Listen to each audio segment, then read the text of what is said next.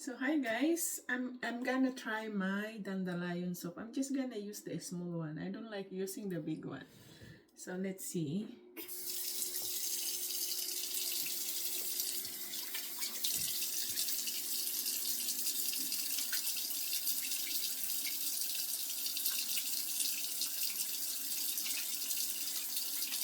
Tingnan natin. We will see if it's gonna really mabula or bubula. See guys, bumubula talaga siya oh.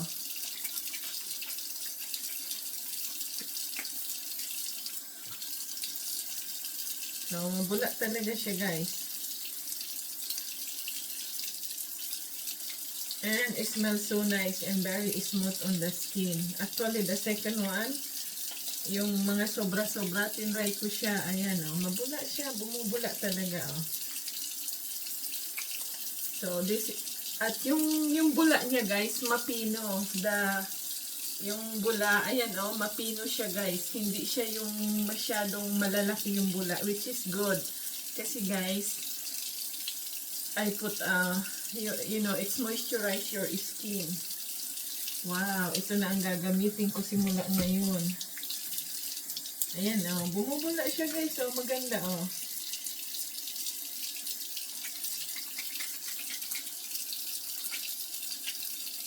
At hindi siya basta-basta natutunaw. Ayan, tingnan nyo, oh, buo pa siya. Hindi siya pumapangit. Hindi siya yung, it didn't become very soft, guys. See? So, ibig sabihin, matipid siyang gamitin.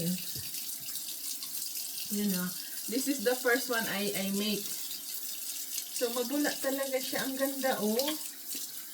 Oh my God. Mino-moisturize niya yung aking skin. Oh, madulas. Wow. Ang galing. So, sa mukha naman tayo. So, I'm gonna make it use on my face. Let's see.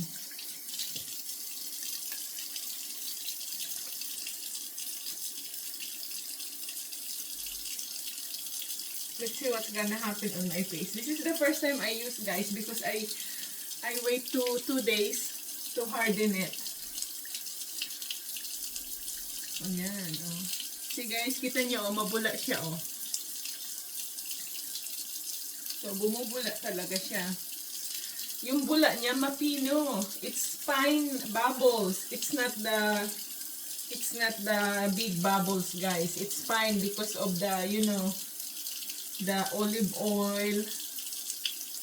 And it's moisturizer. Ayan, oh, mabula.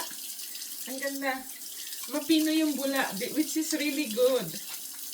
At matipid siyang gamitin, hindi agad siya mauubos. Tingnan nyo, oh, buo pa, oh. Mapino din siyang gamitin, mapino yung bula.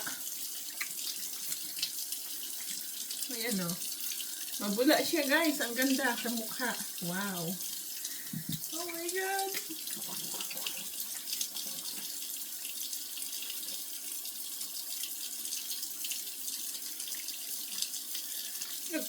I got 1 pimples on my upper part of my nose because of the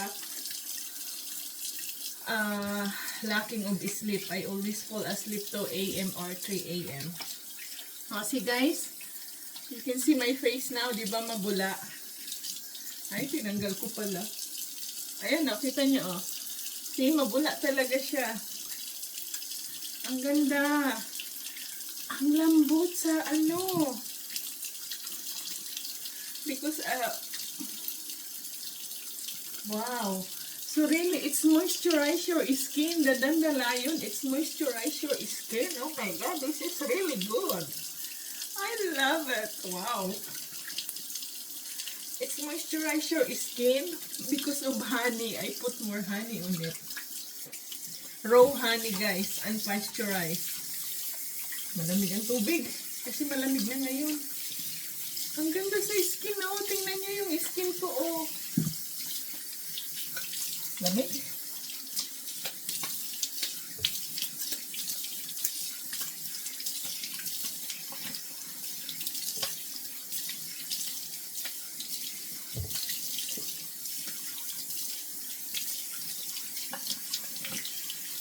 Oh my God. You gotta feel your skin parang binata.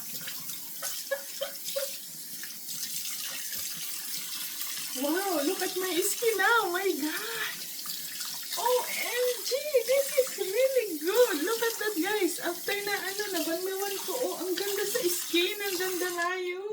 Oh my God, it surprised me. Look at that, Kaya nga, guys, di ba? Mas gumanda yung face ko after nagamitan ko ng dandelion soap. So my face skin become more radiant after using dandelion soap. Look at that, guys. So, walang filter tong camera ko, ha.